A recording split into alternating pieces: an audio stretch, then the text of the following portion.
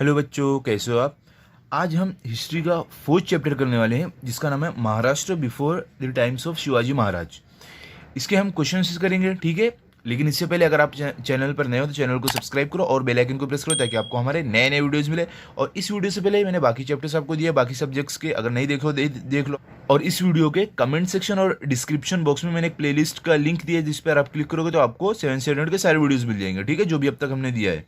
चलो स्टार्ट करते हैं। देखो आपको एक्सरसाइज में क्या दिया गया है यहाँ पे देखो पहला क्वेश्चन आपको क्या है, देखो कंप्लीट द फॉलोइंग चार्ट। ये आपको चार्ट कंप्लीट करना है। यहाँ पे देखो आपको विलेज मौजा, यहाँ पे आपको व्हाट इट मीन्स, मतलब उसका मतलब क्या होता है, वहाँ पे ऑफिसर्स कौन से थे उसके एग्जाम्पल उदाहरण आपको यहाँ पे लिखना है। फिर कस्बा का मतलब क्या होता है, वहाँ पे ऑफिसर्स कौन थे, उदाहरण, और परगाना, ऐसे करके आपको लिखना है। तो देखो ये टेबल में जो लिखना रहेगा आपको आपको कुछ इस तरीके से लिखना रहेगा। पहले देखो आपको विलेज जो मौजा उसका मतलब क्या होता है, स्मॉल विलेज, मतलब छोटा जो गांव रहता है उसको हम बोलते हैं मौजा। उसके बाद उसमें ऑफिसर्स में कौन कौन है, देखो पाटिल और कुलकर्णी, ये दो ऑफिसर रहते हैं वहाँ पर, ओके। और एग्जाम्पल मतलब उदाहरण में आपका है बावधन, ओके। अब देखो कस्बा में आप आओगे तो कस्बा क्या होता है, कस्बा का मतलब क्या होता है, व्हाट इट मीन्स में क्या आएगा, बिग विलेज, मतलब कि बड़ा गांव। और वहाँ पे ऑफिसर्स कौन से रहते थे, शेटे और महाजन। और उसका एग्जाम्पल क्या है, उसका उदाहरण क्या है, वाई, ओके। अब देखो परगाना में जब आप आओगे तो व्हाट इट मीन्स में वहाँ पे क्या आ जाएगा आपका, ग्रुप ऑफ विलेजेस, मतलब कि कई सारे गांव को मिला के जो बनता है उसको हम परगाना बोलते हैं। और उसमें देखो ऑफिसर्स कौन कौन से थे, वहाँ पे आपका आएगा देशमुख, देश पांडे, ये ऑफिसर्स वहाँ पे रहते थे। और आपका एग्जाम्पल क्या है, उसका उदाहरण क्या है, पुणे, पुणे एक परगाना है, ठीक है। ये हो गया हमारा। अभी चलो सेकंड पे चलते हैं।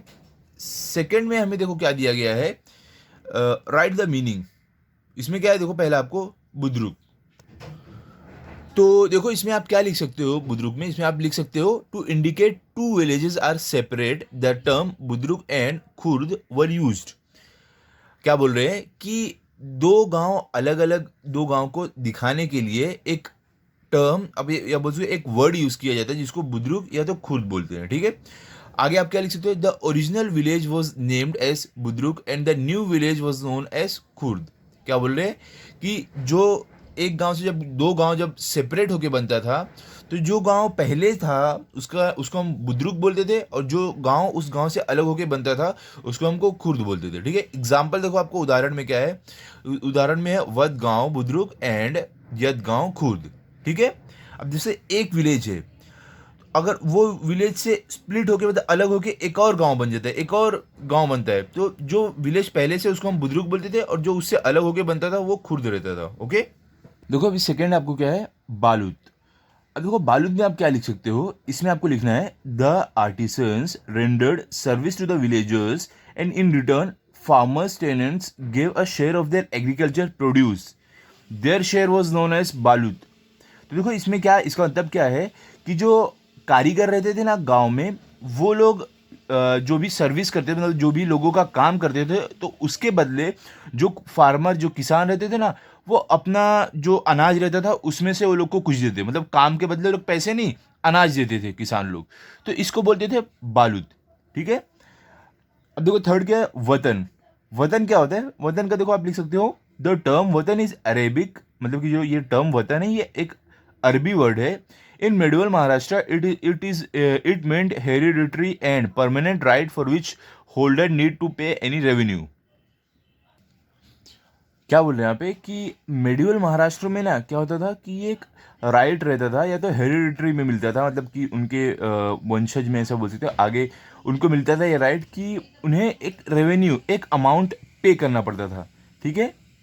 आगे देखो अभी क्या है आपको थर्ड में, थर्ड है आपको फाइंड आउट एंड राइट। इसमें देखो आपको 1 2 3 4 5 6 है। तो इसमें देखो पहला आपको क्या है, people from Africa who had settled along the Konkan coast line. क्या बोल रहे हैं कि जो लोग अफ्रीका से बिलोंग करते हैं वो लोग आगे कोंकण कोस्ट लाइन पे वहाँ पे बस गए हैं, तो उन लोग को क्या बोलते हैं, द सिद्धि ऑफ अफ्रीका बोलते हैं, ठीक है। सेकेंड है आपको द ऑथर ऑफ अमृतानुभव। तो इस मतलब क्या है कि जो ऑथर थे, जो इसके लेखक थे आप बोल सकते हो अमृतानुभव के, उनका नाम पूछा था, तो उनका नाम हमने क्या लिखा है, संत ज्ञानेश्वर।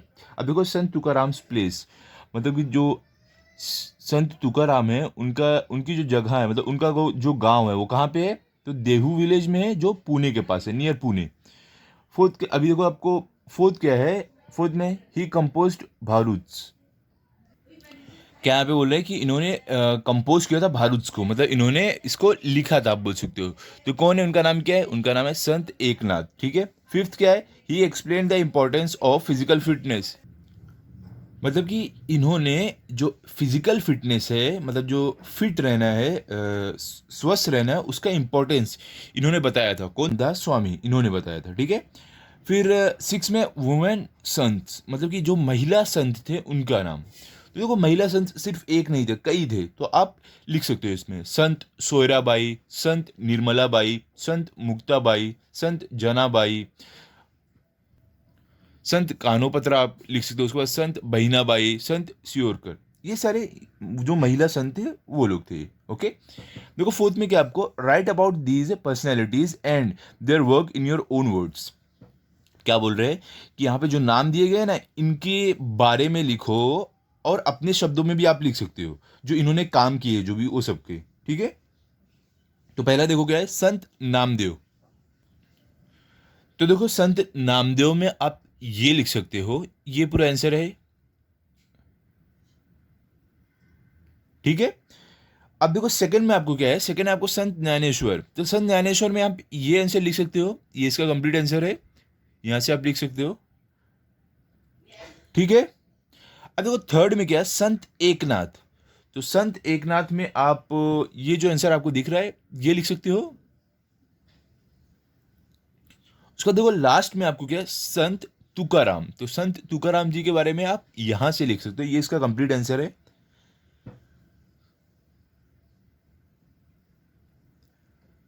अब देखो लास्ट में आपको क्या है, why were droughts a great calamity for the people.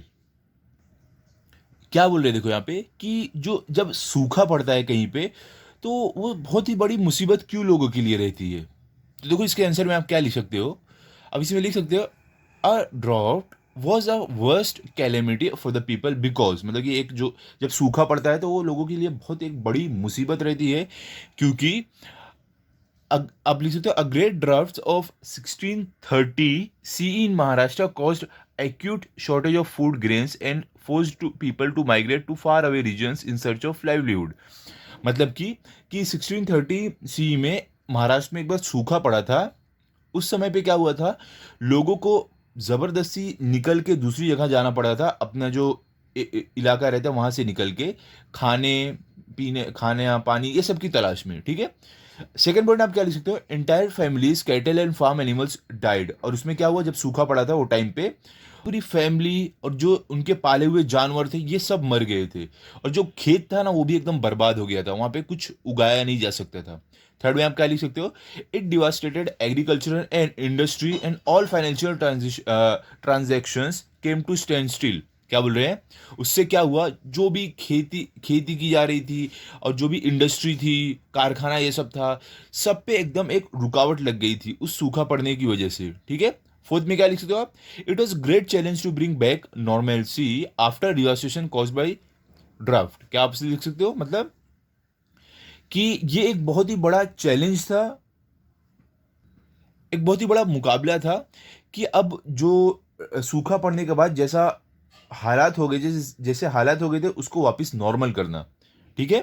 तो ये आंसर आप इसमें लिख सकते हो। तो यहाँ पे हमारा ये चैप्टर कंप्लीट हो गया है। अभी अगले वीडियो में मैं आपको फिफ्थ चैप्टर दूंगा जिसका नाम है द फाउंडेशन ऑफ स्वराज, ये हम करेंगे। ठीक है। तो आप चैनल को सब्सक्राइब करके रखो ताकि आपको ये चैप्टर भी मिले, और अगर आपको ये वीडियो अच्छा लगा तो आप इस वीडियो को लाइक करो, अपने दोस्तों के साथ शेयर करो, चैनल को सब्सक्राइब करो। Thank you.